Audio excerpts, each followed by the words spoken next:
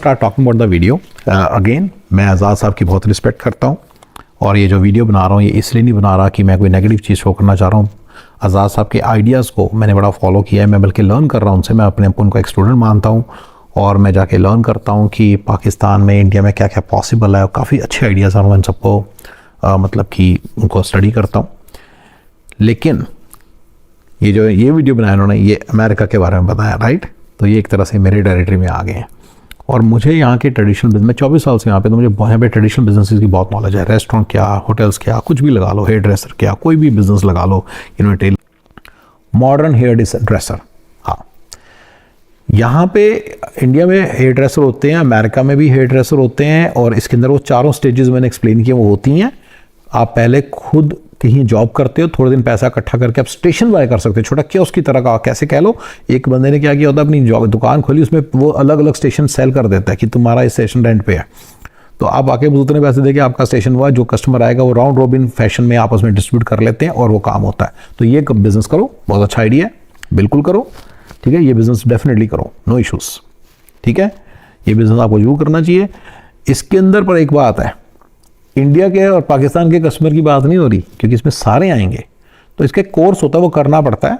मुझे पता नहीं कितना लंबा कोर्स है, वो करना पड़ेगा आपको, सर्टिफिकेशन लेनी पड़ेगी, फिर लाइसेंस लेना पड़ेगा, फिर आप कर सकते हो। उसमें थोड़ा सा लंबा पाथ है, बट आप अगर आपको इसका शौक है, आपको लगता है आप में स्किल है, इसमें कोई स्किल नहीं चाहिए। मैं जो बात बता रहा हूँ उसमें कोई स्किल नहीं चाहिए।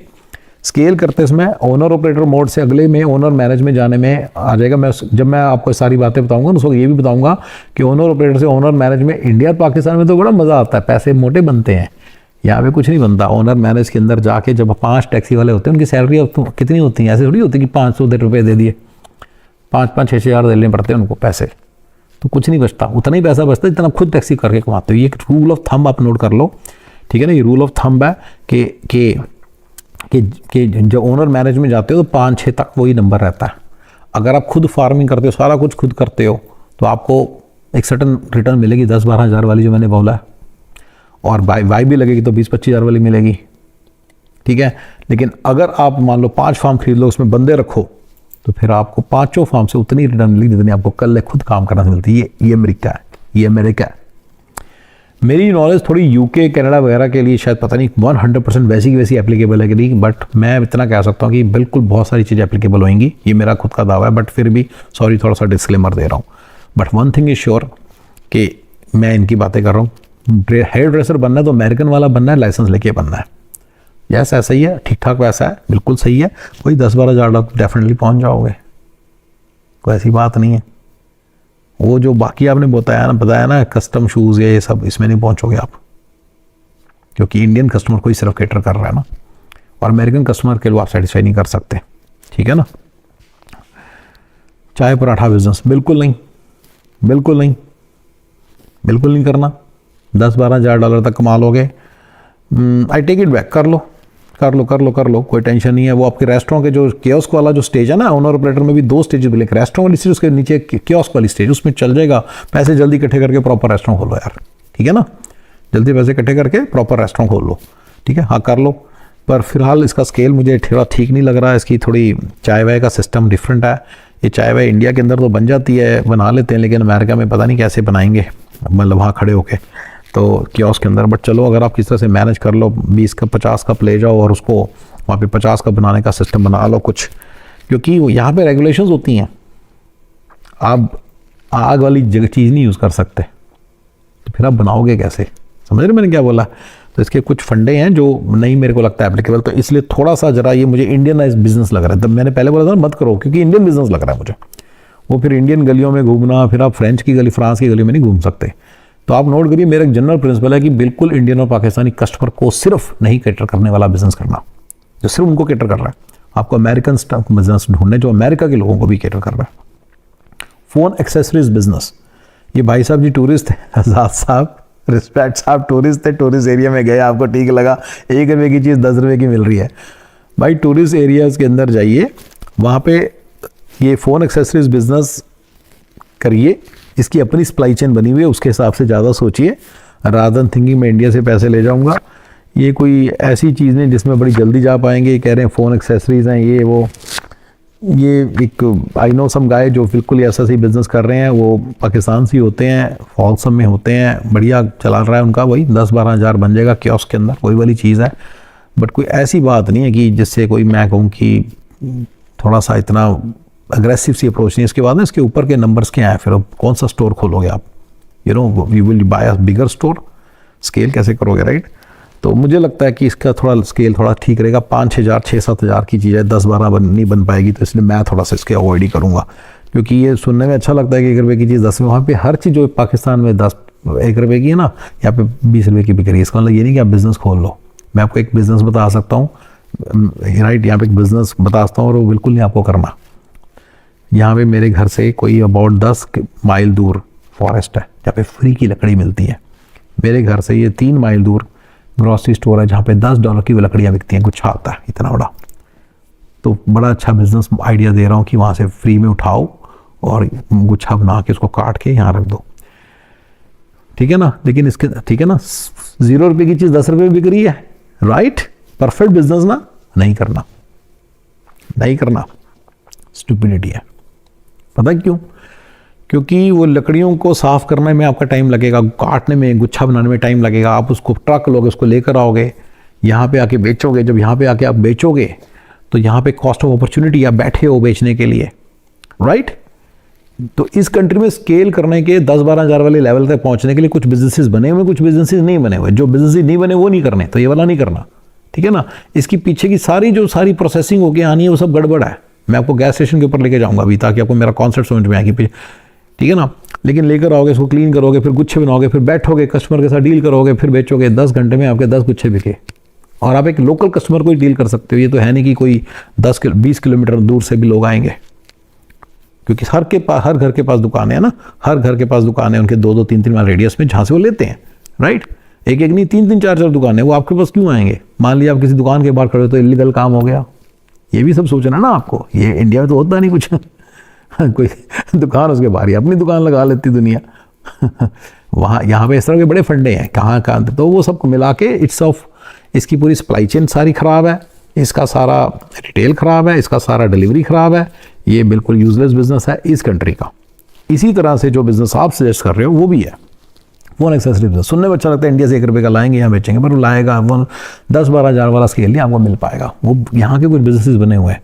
और जो मैं आपको एग्जांपल देने वाला हूँ वो ये है कि एक गैस स्टेशन होता है यहाँ पे, इंडिया की तरह नहीं, गैस में 10-10 बंदों की भीड़ खड़ी हुई है, सारे बंदे आ रहे हैं, एक बंदा पेट्रोल डाल रहा है, एक बंदा पैसे ले रहा है, एक बंदा चेक कर रहा है, एक बंदा साफ़ कर रहा है।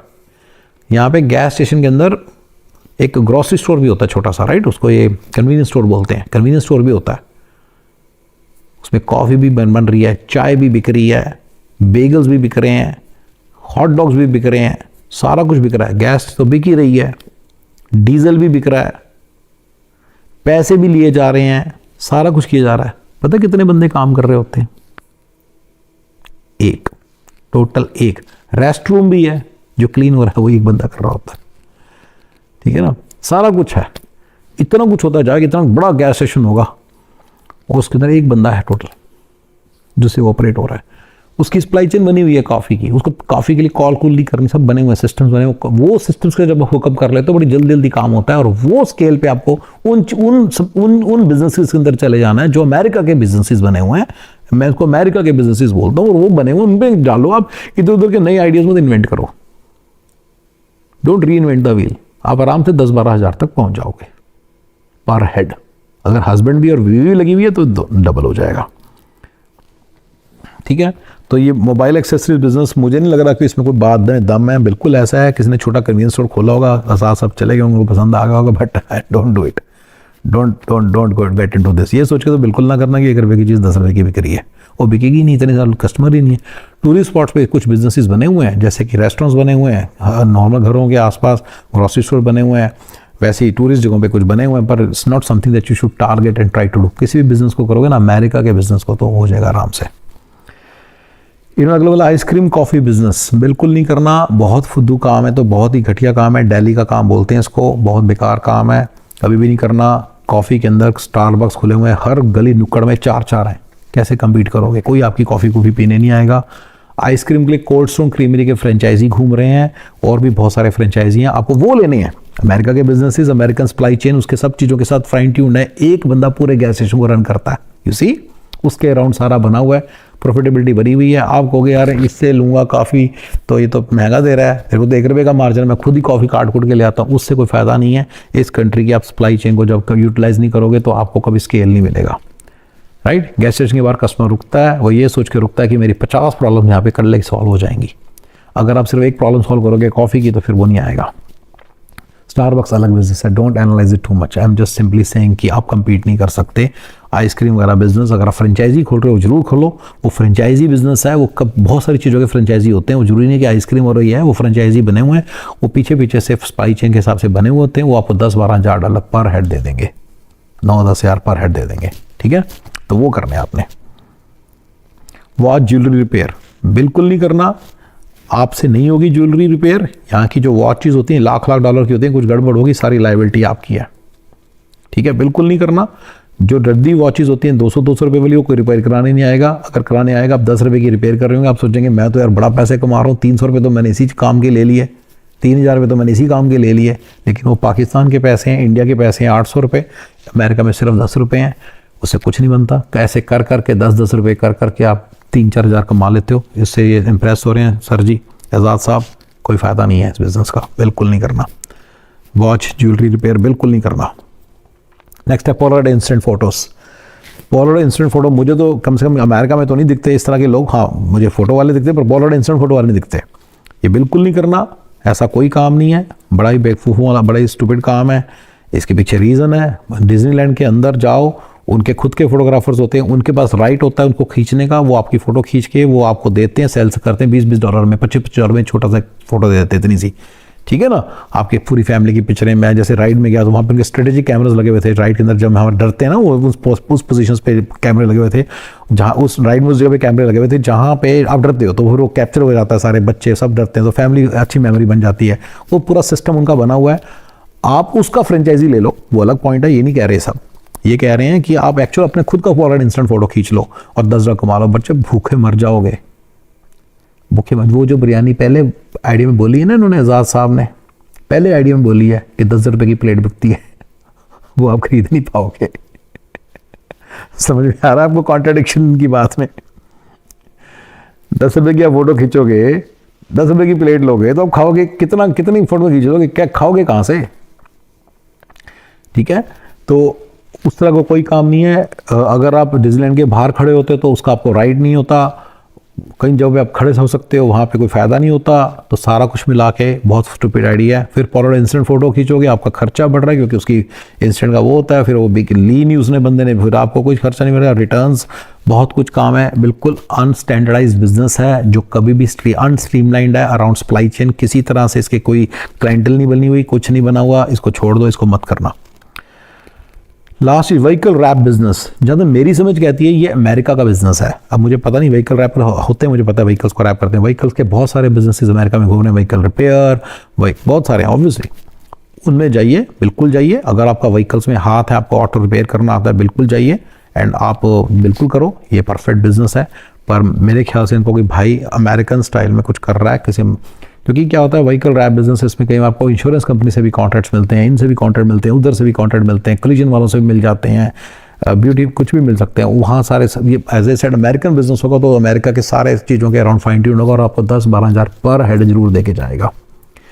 अगर कोई इन्वेस्टमेंट खास नहीं लगी हुई, अगर थोड़ी बहुत इन्वेस्टमेंट लगी तो उसके हिसाब से भी थोड़ा बहुत पैसा है, बट दूसरा वाइफ भी लगी तो 20-25 हज़ार दे के जाएगा। ये एक नंबर है जो याद रखना, जब तक आप इस नंबर तक ना पहुँचना अपने रुकना नहीं है। और ये मैं आपको पूरे वीडियो पूरा डिटेल में समझाऊंगा, ठीक है। So this is my video regarding Azad साहब के जो फॉरेन बिजनेस के लिए आइडियाज़ हैं, सर जी थोड़े फेल हैं, तो मैंने सारी एनालिसिस कर दिया आपके सामने। Thank you guys.